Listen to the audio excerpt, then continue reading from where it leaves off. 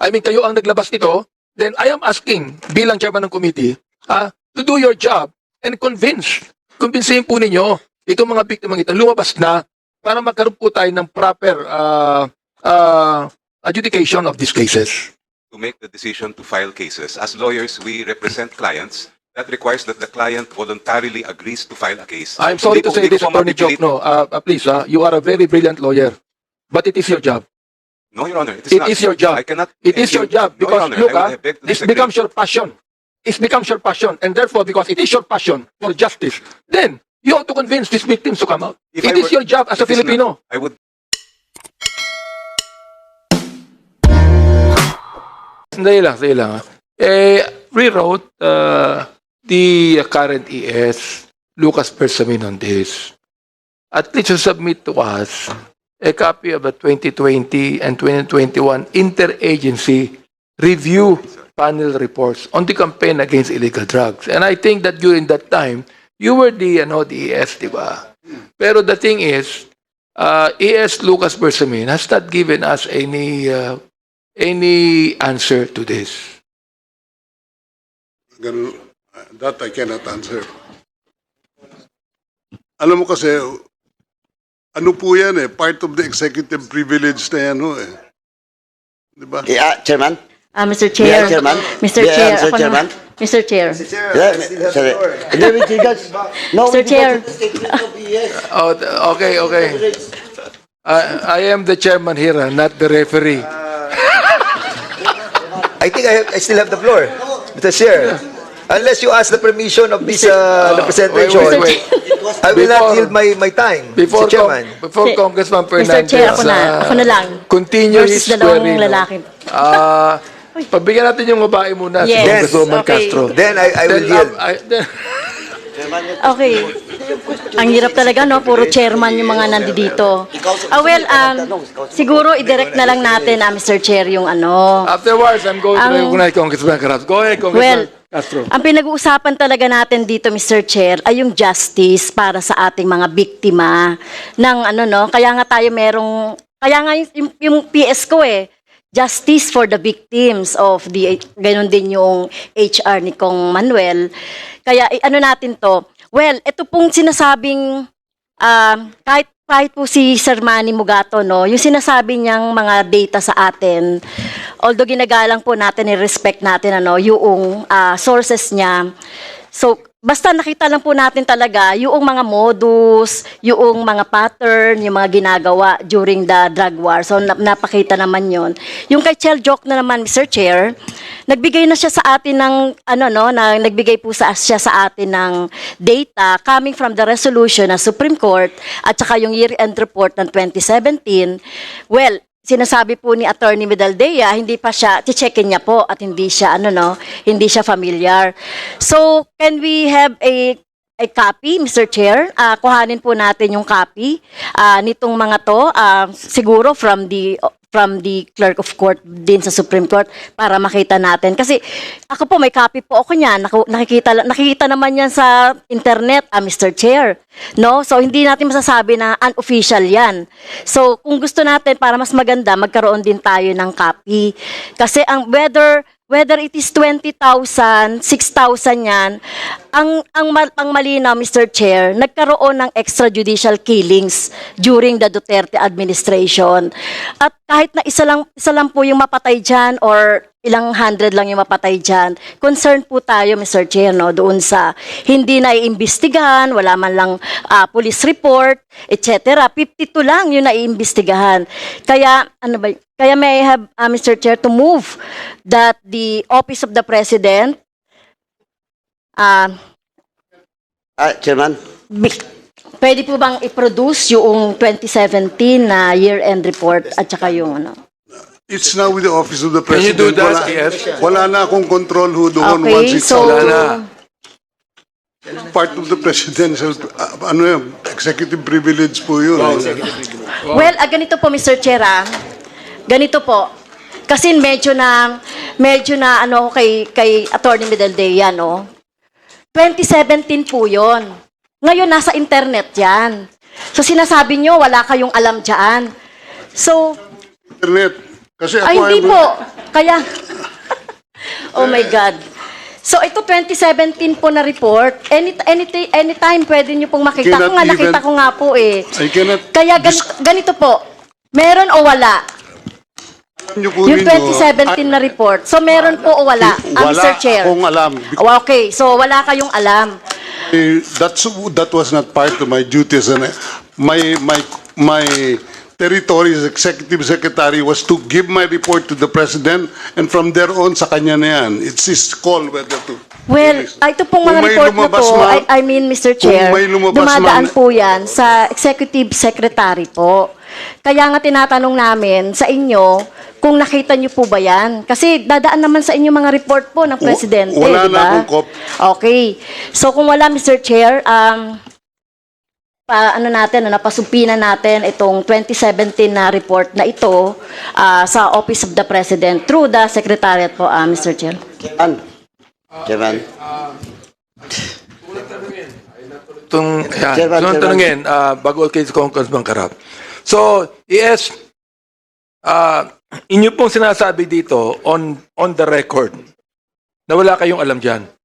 Ang sinasabi ko, paglabas sa opisina ko, it's part of the executive privilege na yung paglabas ng report, hindi ko alam yun. Paano And therefore, you have not received any copy of the report.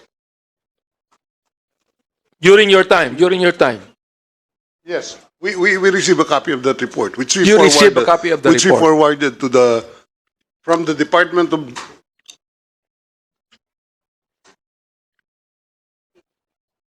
Yeah, that information which came from the 4 agencies was forwarded to the Office of the President po. So therefore, the copy of the report right now is in the office of the president. Yes. Of the present president. Of the former president. Former po. president. Yes, sir.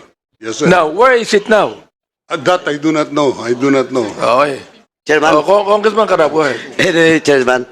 Ako medyo, off lang po. Yes. Anyway, Chairman. First and foremost, Chairman, personally, we cannot issue subpoena. Kasi sa totoo lang po, tama po si ES. Pero ES, tama ka.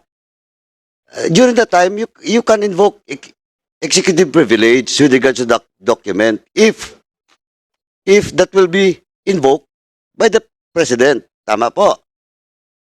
Now, tama.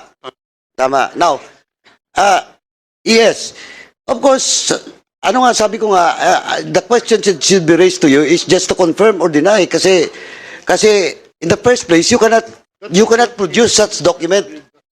Yes, please. Makinig ka yes, sir. muna. Yes, well, in fact, you cannot produce that document. You cannot submit that document to this committee because you are not now not part of the administration, present administration. Tama? You cannot submit that because that document should be handed to the present administration.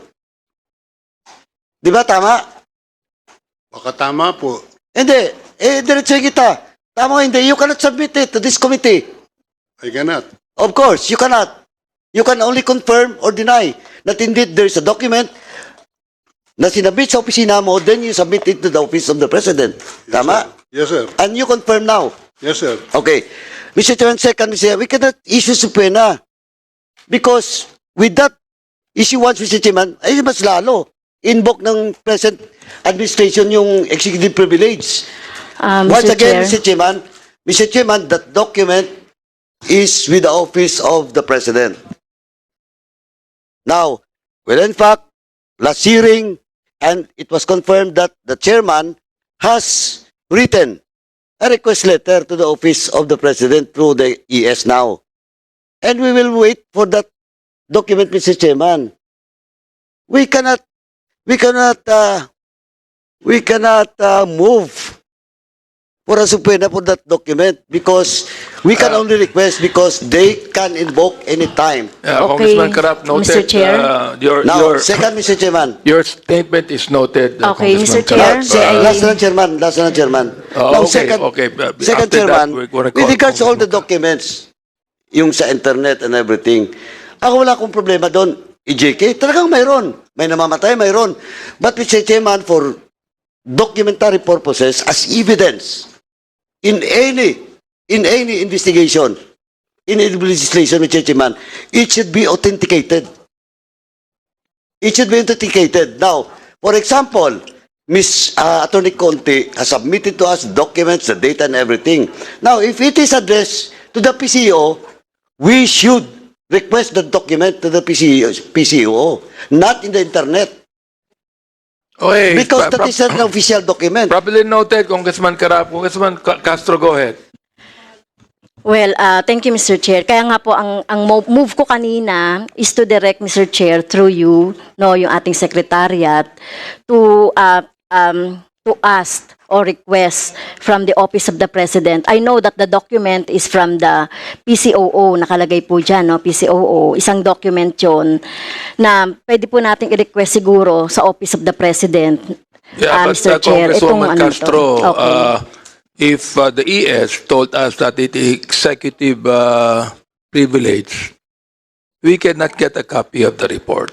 If that is an Well, executive privilege. yung document, The thing is, Mr. wait, Chair, wait. ay Dali lang, hindi dali naman lang po. siya Dali lang po, confidential. tayo lang. Kasi nasa We internet already niya wrote eh. a letter Yeah, to yeah. the current ES, Lucas Okay. Bersamin, asking for a copy of the 2020 and 2021 interagency review panel reports on the campaign against illegal drugs. But he has not responded yet.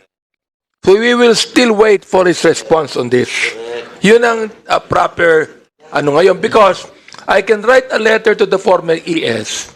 He cannot do anything about it because if he kept a copy of it personally, that would be unconstitutional. Kakasuhan siya. Hindi pwede na magtago si ES ng kopya on his own.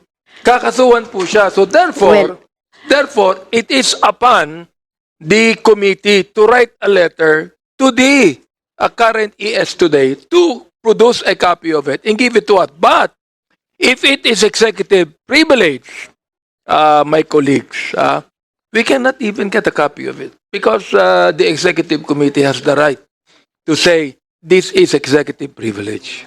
Yes, Mr. Chair, yung binabanggit po ni Attorney Chel Jokno, no, yung 2017 accomplishment report.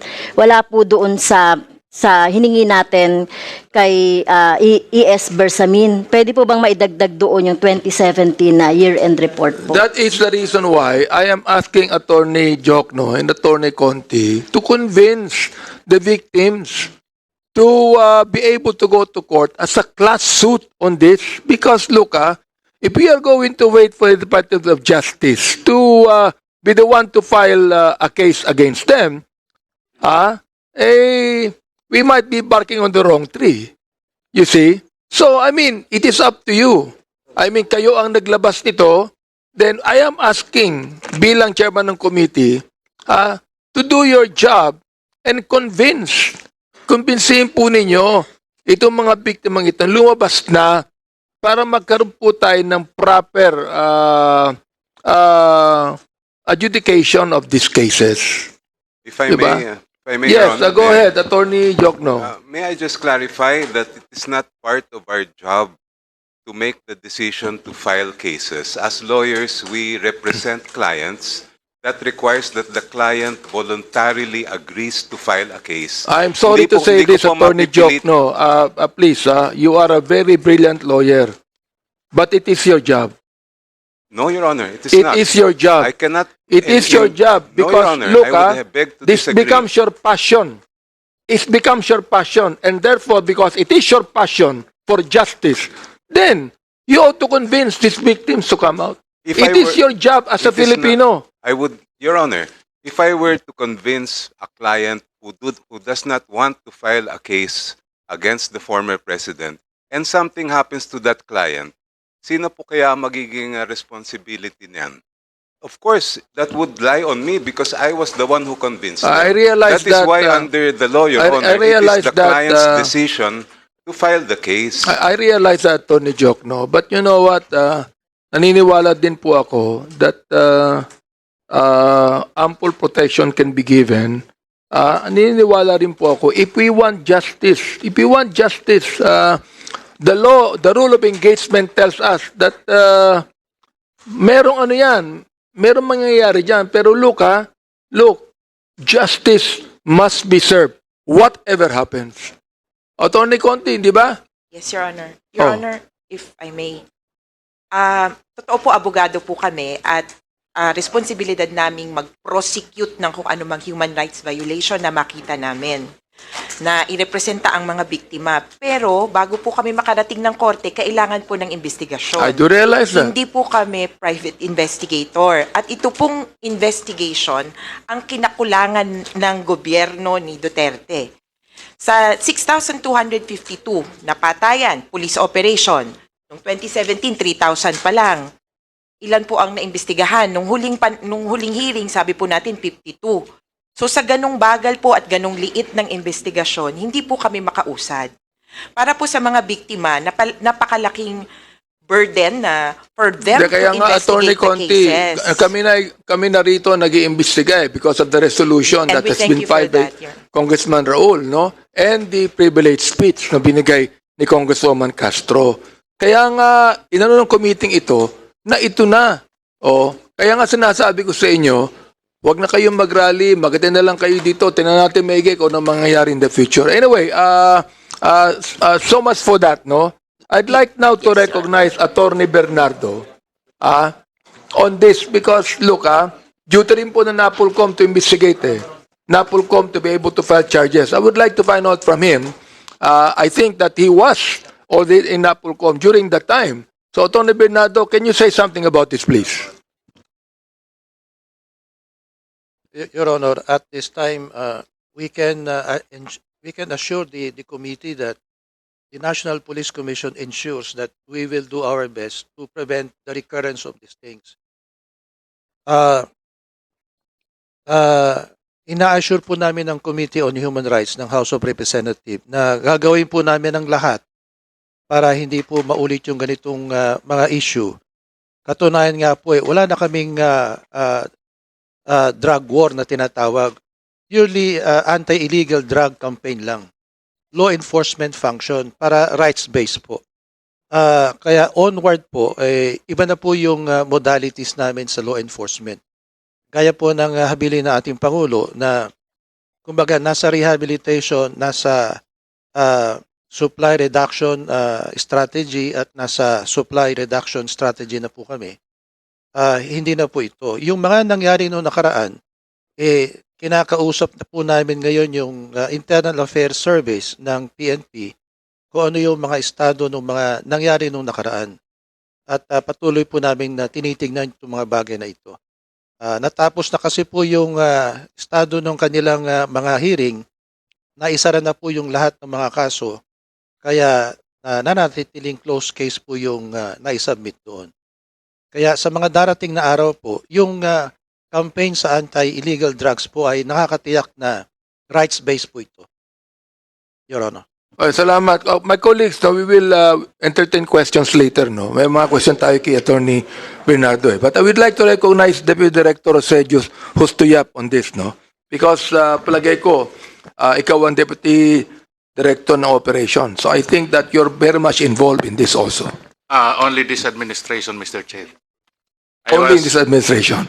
Yes, Mr. Chair. I was the Assistant Director for Information and Communications Technology Service during the previous administration for the whole 6 years. Okay. I was not involved in the investigation of this case. So you were saying only in this administration. What if Attorney Conti comes to you and file some and ask for you to investigate the war on drugs? We will, as a matter of fact, we are pursuing investigations.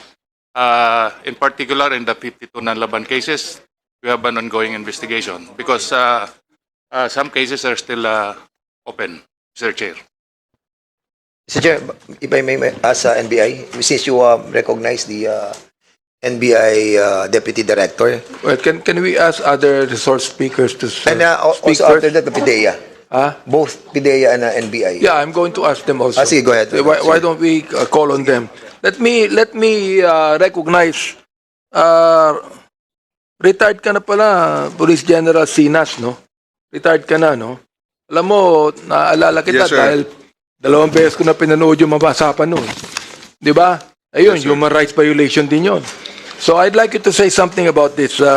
Being there during that time, there was war on drugs. Di ba? Okay. Please, you may make your statement. Thank you very much, Your Honor. Good afternoon to all members of this committee. As of now, I have no opening statement, but I am very willing to answer any questions and inquiries from any members of this honorable committee. Thank you for inviting me as one of the resource person in this committee hearing. Thank you at mabuhay. Okay, maraming salamat po.